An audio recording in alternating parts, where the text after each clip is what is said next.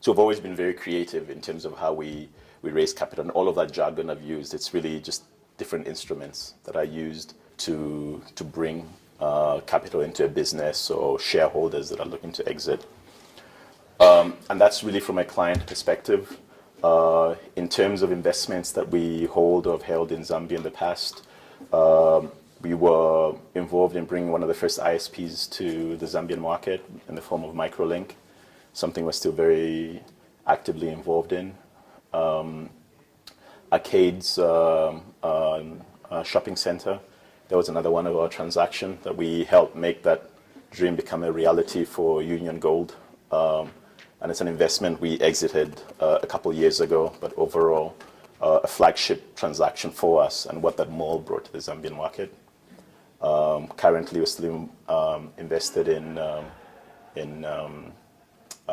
Mag and Bean businesses here in Zambia, and we also involved or invested in the Fresh View Cinemas. So really, a combination of both us using our own capital and also attracting capital for third parties. In terms of the challenges, we've always looked at wherever there's a challenge, there's probably a different opportunity that comes with it.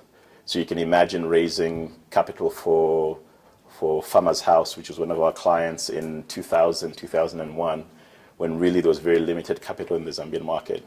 So the Farmers House premises or Central Park premises you see today, access to capital for that was through creative instruments that were developed by the team at Pangaea at the time. In the current environment, we've heard a lot that's been said in terms of where the Zambian economy is. Is it shrinking? Isn't it growing fast enough? Liquidity has disappeared from the markets. But another interesting development we're seeing is there's a lot of international capital trying to find homes and to come into the Zambian economy.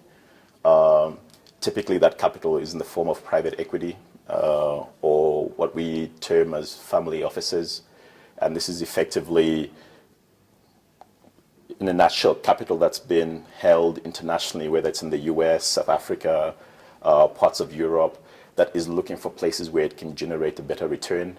The Zambian economy is growing at 7%, even if others think it might shrink slightly. 5-6% is still very, very attractive growth.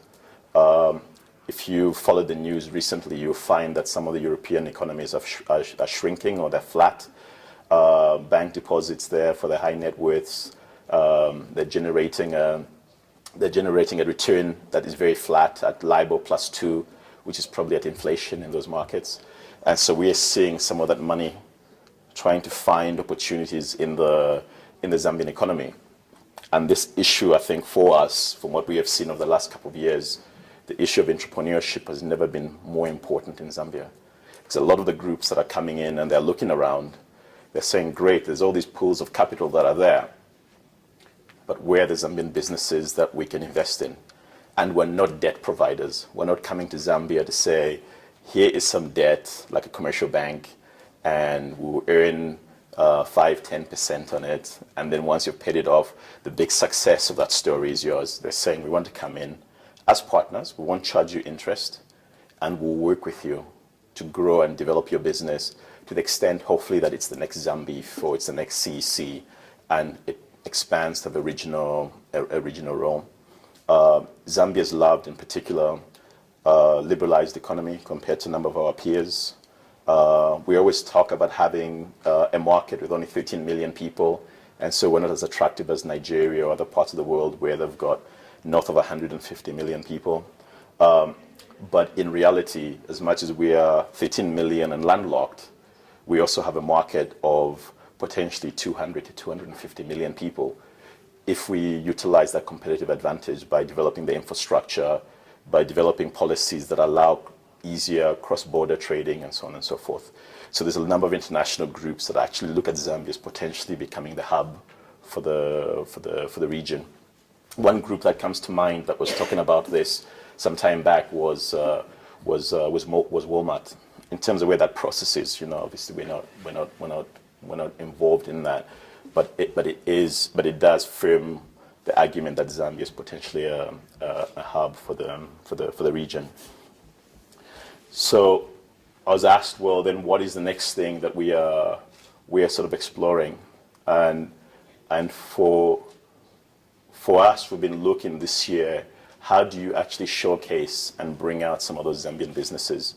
And I think for the first time this year, this is the second event I've attended, hopefully I'll be invited to another one, is that I think if we show ourselves, hopefully it brings out other entrepreneurs that are there. We do have access to groups that are looking to provide capital to Zambian businesses that want to grow. And to complement that, over the last few months this year, we have been working in conjunction with the Zambia Development Agency on effectively conducting a Zambian investment conference. And my peers have allowed me to say this to date. I think we are pretty certain this is something that's going to happen. We're targeting to do it in the fourth quarter of this year. As I've mentioned, we will work closely with ZDA to accomplish that this is done. We've been talking to a number of entrepreneurs that we have identified in this market that over the last 10, 15 years have been building up their businesses, whether using their own resources or bank debt. And some of them might be at that stage where they're looking for equity type of funding to help them take it to the next level, or just to showcase the success of their business so that others who are debating whether they should remain in formal employment or after school, should they go into formal employment or should they become a business owner. And that business owner, that entrepreneur, even for us, is in two forms, where you effectively own one or two shops and that's your thing and you're quite happy with it, or are you working to become the next Hanson Sindowe or the next Carl Owing? And each, I think, will have to determine that path and the dream that they want to pursue. The conference, as I've said, we're targeting the 4th and 5th of the fourth quarter of this year. And the key areas that we're really focusing on are what we call the non-traditional sectors. So we accept, at least from our perspective, that anytime soon we won't see a Zambian that is operating and owns a mine entirely by himself. But as a result of some of the change that has happened over the last 10 years, in particular post-HIPIC, which was the debt forgiveness that happened in 2004, we have seen a number of businesses emerge around what we would term as TMT, which is really the space the Bongohive team play in, and that's technology, media, and telecommunication. So we're focusing on TMT, fast-moving consumer goods, which would be Freshview, the Mag and Beans, and others. Infrastructure and construction, we all know what's happening in that space in Zambia at the moment. Logistics and distribution, agri-processing, tourism, and mining services. And if you look at all of those sectors, they feed into the more traditional established operations. So if it's your mining extraction, for example, there's probably somebody who's got a smelter that is looking to service that extraction process as opposed to the smelting process being done in Johannesburg or further afield. Same with agri-processing.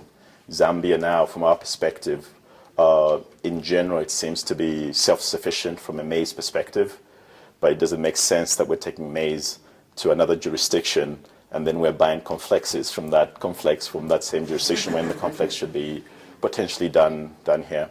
And this obviously also feeds into that whole critical mass element. If we can feed into the region.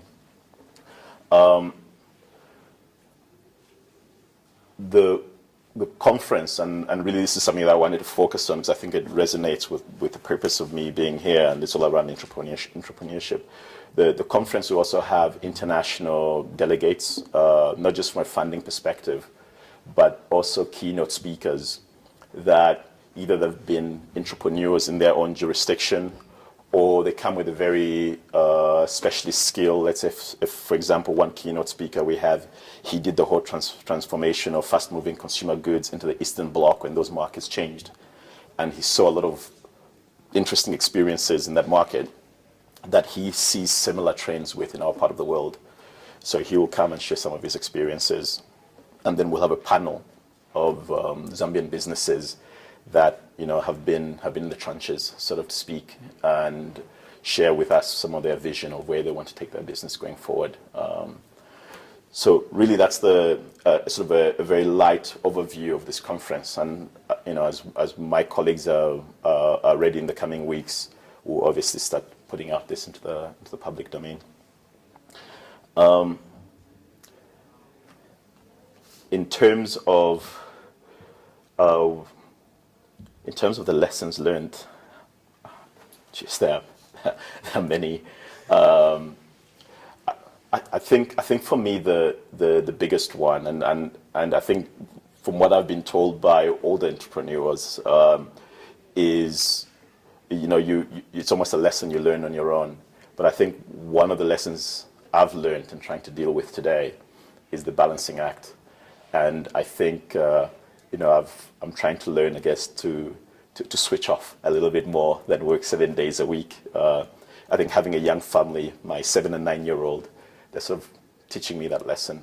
But I'm trying to learn that it's okay to slow down, and everything won't fall apart, and you actually go back into that work environment with a fresh mind. And so I am trying to learn to chillax, I think is the word they use. But we'll get there. And then one other question I was asked was in the context of giving back. The conference for us, and I go back to the conference, I think it's an important event. It's typically the space we're going to target. It's not typical Pangaea clients. We believe it's something that Zambia needs. I think it will determine the direction that we take going forward. Again, referring to one keynote speaker that we have there, a very good friend of mine by the name of Charles Robertson. If you go on TED Talk, you'll find he's done 1 or 2 sessions there on a theory or a book he's written called The First Billion.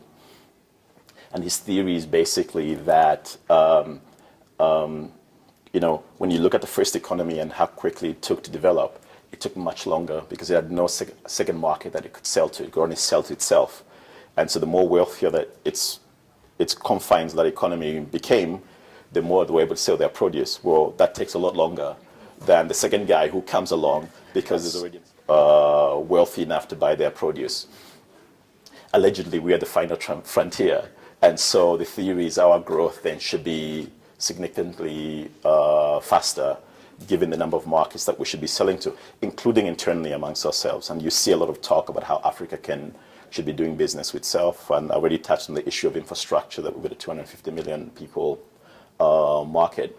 But one difference he makes between the tiger economies and those in Africa, if you look in general, the Africa citizen is still sold as part of the inputs to a business as opposed to business owners.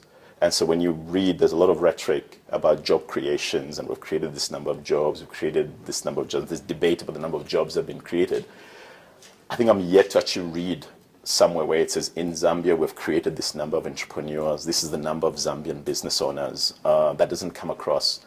And without Zambians taking ownership of their dream, i.e., you're not the facilitator of somebody else's dream. When you go and you work at a particular entity that's owned by a multinational, and multinational is a very important part of the whole process. But when you're working at a multinational, you're fulfilling a dream of the shareholders who sit wherever that company is listed. But if it's your business, then you probably end up working 7 days a week, and you know where you want to take that particular entity, whatever your ambitions are.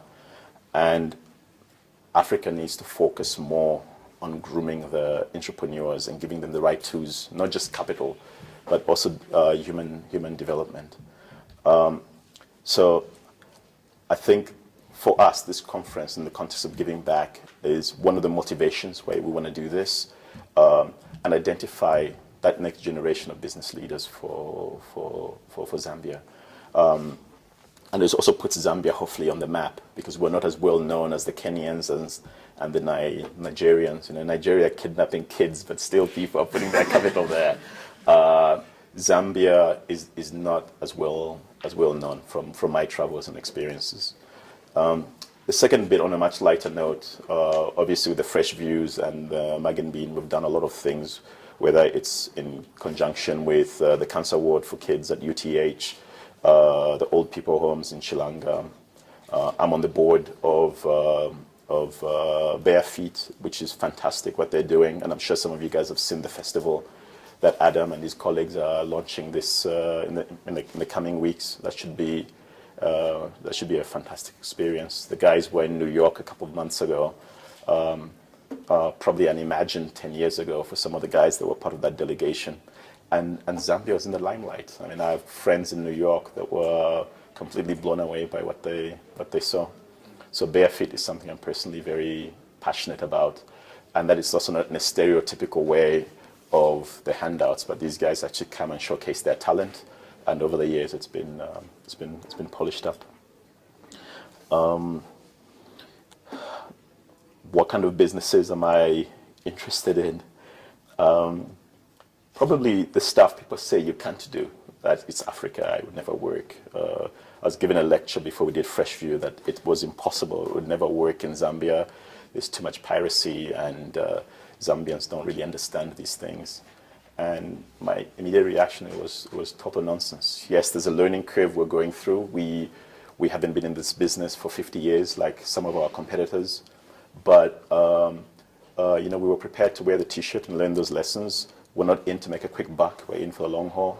There's been a transfer of skills to people like Brian that runs the business for us, which is for me is a great success story. Suddenly now he can take apart a digital camera, a 3D projector, and put it back together again, hopefully. And so that for me is important. And then attached to that, I think prior to Fresh View coming into the market, probably 2 Zambian films had been shown, hardly any Bollywood. And to date, we have shown in excess of 30 Zambian films. We have seen the quality getting transformed. We see how much the Indian community comes out every Friday. We have to make sure we've got now a movie that opens at the same time as India. I get criticized if we open it 2 weeks later, but 3 years ago, none of these films were being shown here. We're working with the Chinese community at the moment to see if we can bring Chinese product into Zambia. So that for me is the bit that's a lot more exciting than are we going to make a quick buck in the next two years on the quality of the product. For me, two people stand out in Zambia just from what I've seen of the work they've done. We're yet to showcase their films. One is Ngosa, the other one is Jess. They've both made 2 fantastic documentaries. One is on the life of Esther Piri, which will be showing during the course of this year. And then the second one is a documentary called A-Team on the Zambian, on 50 years of the Zambian football team, and the extent that the team has gone to bring the full story of how much Zambian football is appreciated. I think it's going to blow people away, and that's something we're looking to open in October. I doubt there'll be a single Zambian that walks out of that auditorium with dry eyes. It's absolutely fascinating and for me, humbling of the commitment to get it done and the challenges as they go through the process that they face, but people don't relent. So there's actually a very good story in this country to showcase, but I think more of these events like this, putting those entrepreneurs or just even somebody just as a dream and sharing their stories, I think we'll see an interesting transformation in Zambia. That for me, I think is the side of business that gets me a lot more excited than whether the business is going to make tons of money or not. My dad tells me if you eat 2 pieces of toast in the morning, doesn't matter if you've got gazillions, you still eat 2 pieces of toast in the morning. So I don't know. I think on my dad's wise words, I'll end there.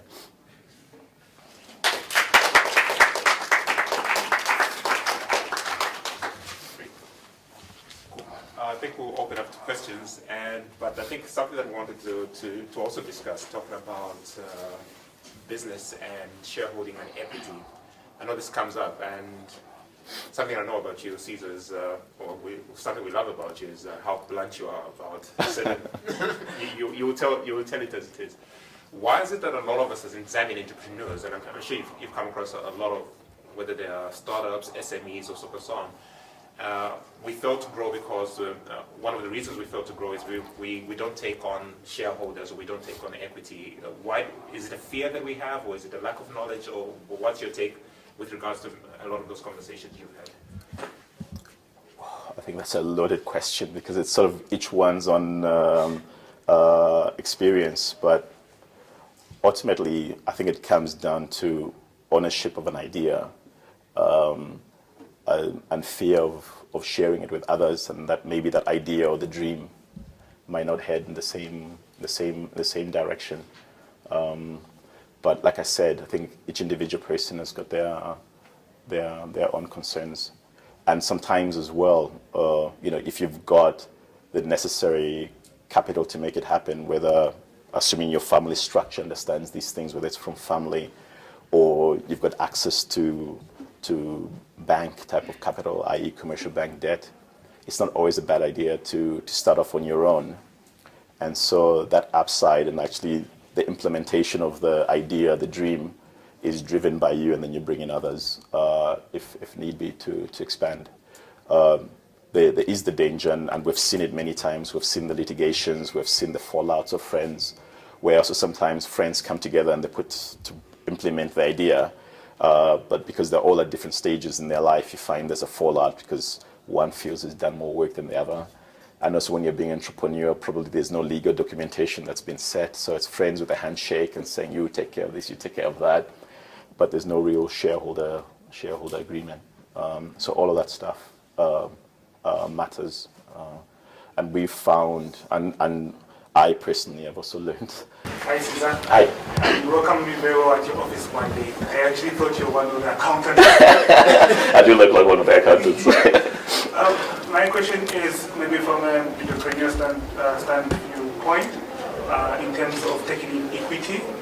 I have found that trying to set up my own business and trying to get in equity partners is kind of difficult because when I read some of the resource out there, it says go through gut feeling when you're bringing in an equity partner, because you know, like what you said, whereby some people don't feel comfortable bringing equity partners, but for startups I think that's the easiest way to go about in Zambia, because usually the banks won't look at you. So the question is, what advice would you give to a startup entrepreneur on deciding which equity partner to take, because you might end up finding that you've got 5, 6 people interested in the business, ready to put in equity, but who's who and how do you suss them out, so to say? Yeah, I think based on my experiences is, I think one is to target people that you feel are like-minded, and so they actually understand the vision that you're trying to implement. And I think I'd mentioned earlier, your vision could be to have, as I said, the next Zambia to be a regional player, whilst the partner you bring in might just be happy with having a single presence in Woodlands. That's it. Never mind covering the whole of Lusaka. So I think that aspect of the partnership is important. The second lesson I think I've learned is it's very easy, once you've had this dream and you want to implement it, but you're short of cash. And so now you're not really looking for a partner that's on the same page as you, but you're looking for somebody who's got the finance to support you. In other parts of the world, you find that they've got venture capital funding, for example, which unfortunately doesn't exist in Zambia. And so typically you go to, ideally in Zambia, you really go to an individual that for whatever reasons buys into the concept that you have. But if he's put in the cash and you're in a corner, and so you agree to certain parameters in terms of how that transaction is done, I think the danger there is when now you want to start living your dream, it might not be 100% aligned with that of the person that provided you the financing, but an equity partner, and they've got a say in which direction that business will go.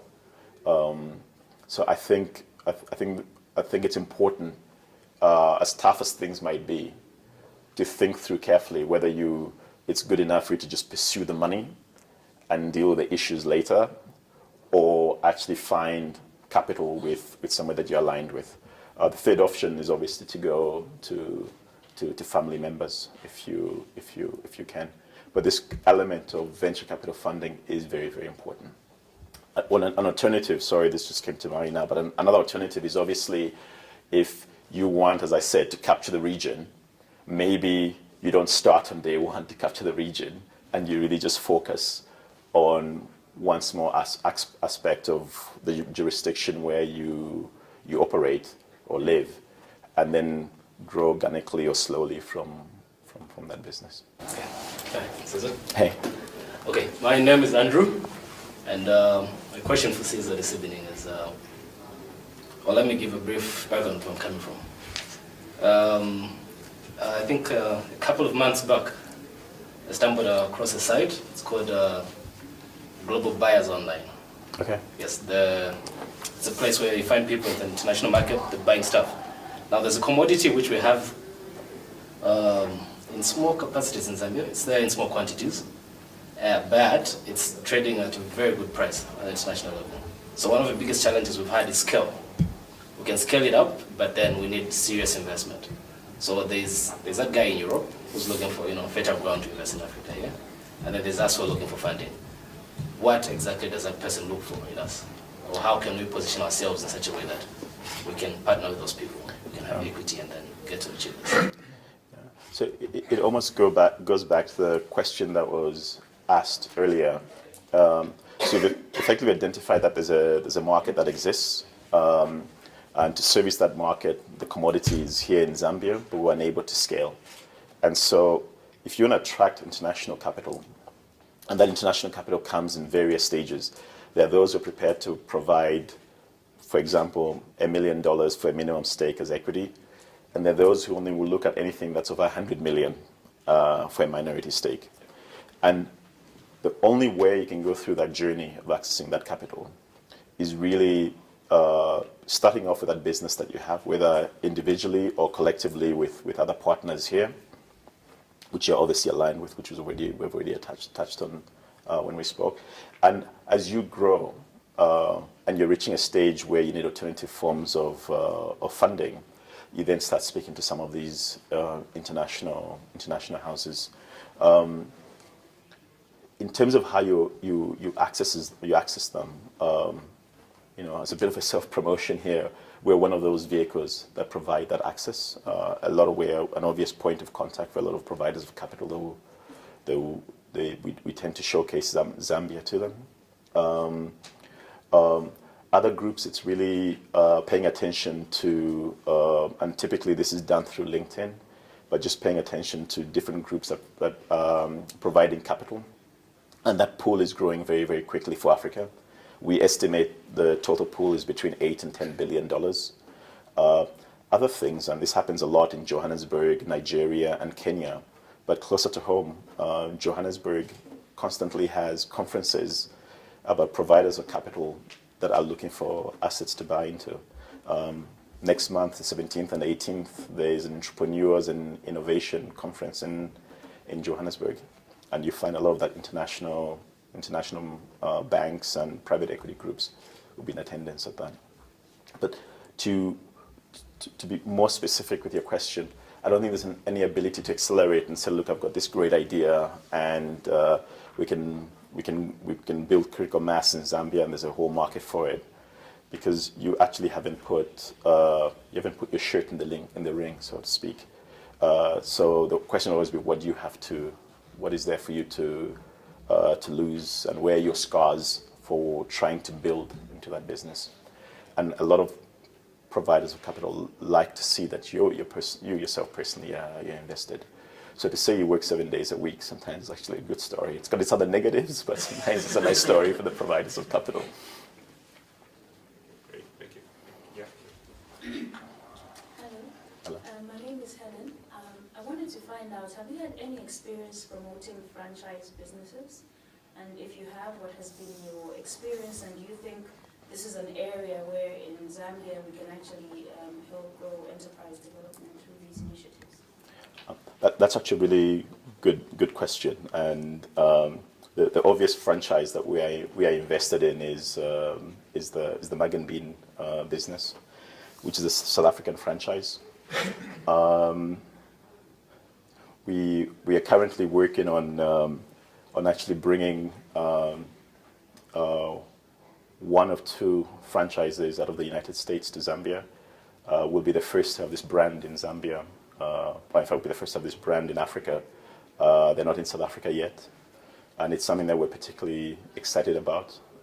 We've got 3 Zambians at the moment in the US that, without sounding condescending, but I think the guys never imagined they'd be on a plane to anywhere, never mind that their first trip was to the United States to be trained on how to run this operation. So all things being equal, we should have the first operation in Zambia before the end of this year. And the view that we have, and I've had an initial conversation with the likes of ZDA and DBZ, if you look at South Africa, they actually take that franchise model and they say for this particular grouping, provided they own 51%. So in South Africa, for example, now with their BE program is a lot more skewed towards women. And they say if that entity is 51% owned by this particular group of people, then the Development Bank and IDC in South Africa will give preferential funding terms to that group. The issue of collateral will be a lot more relaxed because we can see the brick and mortar and we can see the equipment that's in there. And they've got the various checks and balances that they need to make sure the cash is being deployed at the right place. So we think this is probably something that we should be exploring in Zambia, and maybe also relaxing the taxes before you bring the equipment in. It's pointless charging you 50% duty plus VAT before you have sold the first cup of coffee, for example. So hopefully, again, through the conference, obviously we have DBZ there. ZDA is in partnership with us on this. Hopefully they'll hear some of these pronouncements there and something that we can pursue offline with them to see whether that's a specific type of fund that can be created. And they're perfect, the franchises, because typically they employ, first of all, the capital they need is not as significant, for example, compared to setting up a mine. But also they employ between 15 to 30 people to run. Obviously, you can get into the debate about disposable incomes and how does that growth actually translate with the Zambian economy. But that's a homework you would have to do as somebody who wants to be franchising. Hi, my name is Benjamin. I have 2 questions, Caesar. One is, we did talk about this, but maybe we should just shed more light, is how can Africa, but in particular Zambia, grow more entrepreneurs? You talked about creating jobs, but how about creating entrepreneurs? So how do we do that? And then number 2 is access to capital and financing for most startups or for young entrepreneurs is very, very hard, especially in Zambia. So so it's broken down into, first thing is, what can we do to access more financing or capital? And then secondly, what can the financial players do to close this gap? Yeah. I think with the first one, well, whether they're enough or not is always something you're open to debate. And I think if you look globally, every country is talking about we need more entrepreneurs. But when you look at Zambia post 2004 to date, the last 10 years, the transformation it's crazy what has happened. And it took one simple thing, that HIPC debt forgiveness that happened, crowding out of the money markets, stopped by effectively the government. And we saw this happen. I mean, you go and look at the graphs that are there, and we saw the 91-day T-bill, which was the most common instrument. We saw that drop from as high as 40%, and it came down in the space of 1 week to as low as 6%. So you can imagine if you're a bank or anybody else who's a provider of capital. The debate now is, before I used to earn 40% on 91-day T-bills, I just have to turn them every 91 days. And that has dropped to 6%. It's below inflation. maybe now it's not a bad idea to give Caesar some money and I'll charge Caesar 20% because of the risk that I'm taking. And that change between 2004 and more or less to date, we saw the creation of mortgages, we saw the creation of leasings, we saw the capital market move from trading at 3x to as high as 40x. It's now settled at about 15, and those are the multiples, how you value companies on the exchange. And that process was very important. And we've seen all the banks talk about SME funds and all those things. I think the thing that Zambia, and so those who were lucky enough that had the collateral or that had built enough of a base that they can access some of the funding from the banks, they were able to develop businesses and grow. Others, and I was discussing this earlier this morning with somebody, others, we had things from like the World Bank or JICA, which was by the Japanese in the early 2000s, where effectively they provided cheap capital to those who are entrepreneur enough to and willing to get involved in business.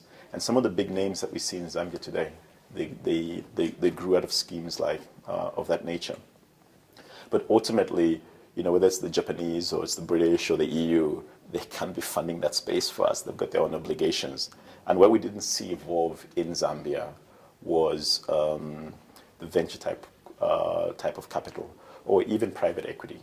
And one of the challenges I usually find is a lot of the groups that come to see us at Pangaea, they are looking for $50 million on average as a minimum stake in an existing business.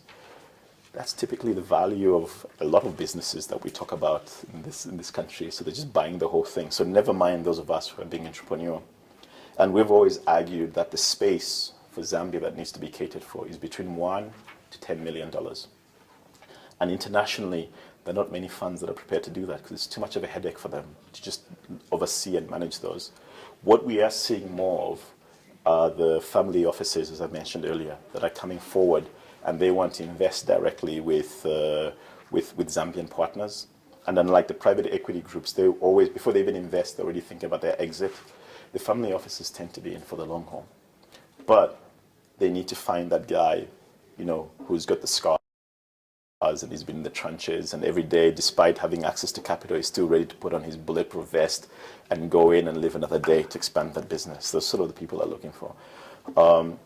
But to your first question, over the last 10 years, there are many, many guys that have done extremely well for themselves, and they just keep their heads down and they're just constantly working.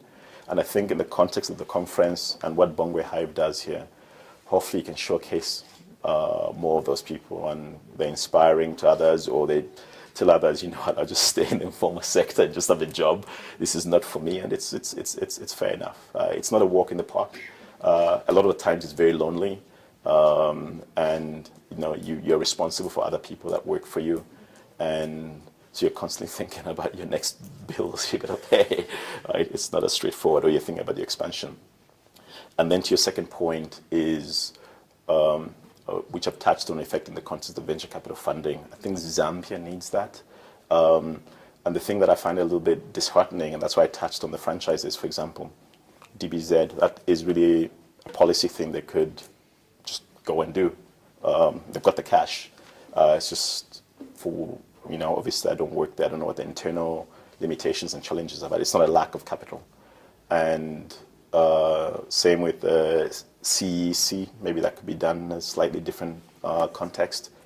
I actually come from CEC. Do you? We are promoting franchise in the tourism sector. That's why I just wanted to get a broad overview of what you feel about the whole concept, because it's the first time it's being done, so it's quite a novel experience for us. Yeah.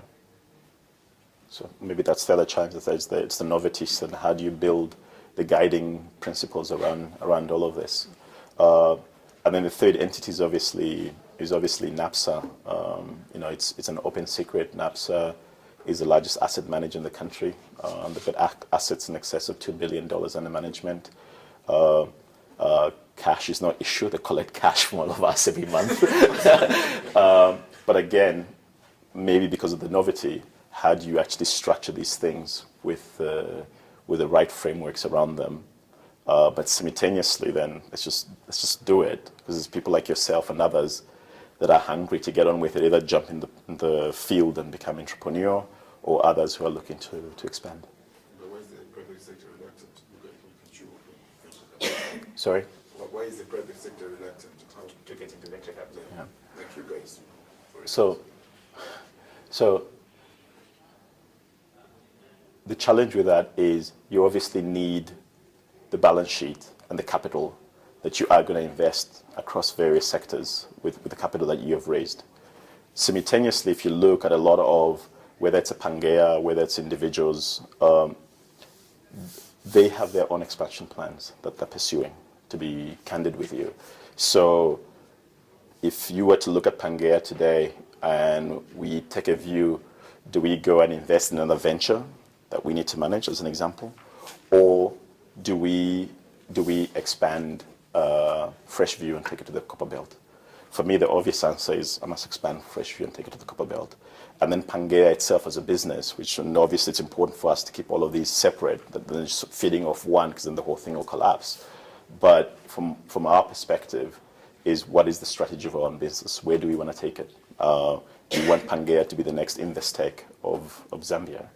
Because you look at the financial services sector, and really, there is no Zambian dominance that is in there. The closest you get is probably Zanaco, which effectively is owned by a rubber bank, although government is significant shareholding in there. And it's a commercial bank that wouldn't be able to do venture capital funding. It is something that rests with the likes of Pangaea, but where does it fit in the broader strategy of Pangaea, plus the other assets that it's invested in? So we're all in the same boat, is effectively what I'm trying to say. Sorry? What about minimum venture capital? Well, and they're already doing that. That's a good example. So they're already doing that. And again, with ourselves indirectly, if you want, by being a shareholder in Arcades, being a shareholder in Microlink, the coffee shops, the US brand that we are bringing, that effectively is without a very specific vehicle. Those are things that we were approached on, we were passionate about, and we decided to pursue. On the inverse, Freshview was a personal passion that I had, and I felt we needed to do something that we were told couldn't be done. And there we got supported by Movie TV through Mr. Nyirenda. So it's there, but it's not formalized. Hi, Caesar. Hey. I wanted to hear your thoughts on skills transfer, not necessarily from the international community, but from Zambians, especially the ones who are in the diaspora, which is Zambians here. Because I think a lot of the time we Zambians have a mind block thinking we can't do certain things because we haven't seen someone like us doing it. So we might say, oh, no, the Nigerians, or the Kenyans do tourism well, or whatever. So how is it that we can encourage Zambians to transfer their skills to other Zambians rather than staying out there and transferring them to other people or making money for other people? It's such a good question that we were interviewing today a Zambian who lives in Ireland. He's been away for over 20 years, and for the last 10 years he's been doing asset management, and he's looking to come back, and we'll see how that process moves forward. But the interesting thing we observed is obviously, I think it's in two forms. Those in the diaspora and making the shift, I usually find that for them it's probably a lot more frightening than an expat who's coming. And maybe one of the reasons for that is the diaspora, once that move is made, it probably feels more permanent, whilst the expat, it's not his home, right? So when he chooses to leave, he may do so. And I also get a sense from the ones we interact with, there are a number of Zambians that are in the diaspora that are looking to contribute in some fashion, either from, at least from the context of our business, either it's just providing access to groups that have got relationships in that part of the world, or trying to figure out if they came into this market, whether that skill set that they have would be relevant to where Zambia is today. In terms of if there's a special formula, I don't know. I mean, that's probably something to do more with government policy, but there's many things that have been put in place where, you know, you can bring your assets in duty free within a specific period of time. But simultaneously, I tend to incline that there's only so much that you can put on government, and as an individual, if you want to come back and there's a specific skill set that you have, then do the same as this gentleman has done. It was his own initiative. He got on a plane 2 weeks ago. He's been looking around Zambia. He went to the Copper Belt. He went to Livingstone. He took his family there. The other half of his family is not Zambian. And based on that experience, he'll make a decision. We had a very good conversation today. He's somebody we would love to have in our business. I think he would take the Pangaea brand and really complement that international appeal we say we bring. But I find with a lot of the guys that the fear is also real. And when they're ready to come, I think the guys tend to get on a plane and come. You've done so, and so have I, right? So.